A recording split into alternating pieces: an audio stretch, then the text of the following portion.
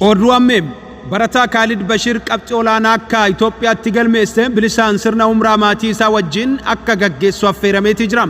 Ustaaz Ahmadiin Jabal bilbilaan barataa Khalid Bashir waliin turtii taasisee kan jiru yoo ta'u, Ustaaz Abubakar Ahmad, Ustaaz Badru Hussein, Ustaaz Yaasin Nuuruu fi Ustaaz Kaamil Shamsuu dabalatee namoonni bebbeekamoon barataa Khalid Bashir akka biyyaalessaatti qabxii olaanaa fidee rikardii haaraa galmeessuu isaatti gammachuu qaban ibsataniiti jiru. Barataan Khalid Bashir Qur'aana sirnaan kan qara yoo ta'u, hadiisa itti fufee qara'aa jira jechuun dubbatamaati jira. Guyyaa har'aa miidiyaalee mootummaa fi dhuunfaa dabalatee miidiyaaleen biyya keessaaf alaa baay'een barataa Khalid Bashir waliin intarviiw taasisaatii jiru. Barataan Khalid Bashir maatii isaa wajjin fulbaana 14 akka lakkoofsa Itoophiyaatti sirna umraa ni raawwata jedhamee eegama. Paaspoortiin kan yeroo ariifachiisaa isaaf maatii isaatiif guyyaa boruun ni baafama jechuun himamaati jira.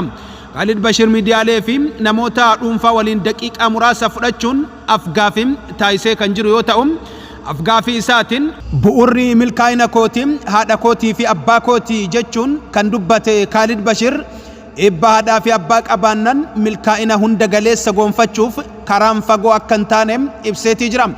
Software engineering baratee damee teknooloojiitiin Itoophiyaa ceesuu akka barbaadus kaayyoo fi hawwii isaa akka ta'e ibseetii jira.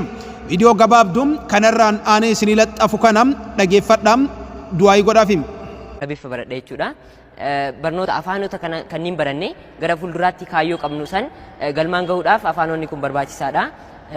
Gara fuulduraas wanni aan ta'uu barbaadu astiroonoomara. Astiroonoomara ta'uudhaaf immoo mana barnootaa kana keessatti kaayyoo gara fuulduraa kiyya galmeessuudhaaf manni barnootaa kun anaaf